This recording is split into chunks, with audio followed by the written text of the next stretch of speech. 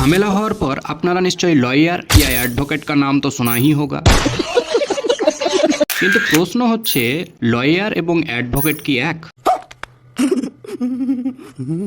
तो चलुन आजकेर এই ভিডিওতে আমরা জানি লয়ার এবং অ্যাডভোকেটের মধ্যে ডিফারেন্স কোথায়। প্রথমে আসি লয়ার। দেখুন, লয়ার হলেন এমন একজন ব্যক্তি যিনি আইনি বিষয়ে ডিগ্রি অর্জন করেছেন, যেমন এলএলবি। আর এই আইনের ডিগ্রি থাকলে তিনি একজন শুধু লয়ার, অ্যাডভোকেট না। চেয়ে তিনি 3 বছরের কিংবা 5 বছরের ডিগ্রি অর্জন করুক না কেন, তবুও তিনি একজন লয়ার, অ্যাডভোকেট না। শুধু তাই নয়, একজন লয়ার সরাসরি আদালতে মক্কেলের পক্ষে মামলা লড়তে বা সওয়াল জবাব করতে কোনোটাই পারবে না।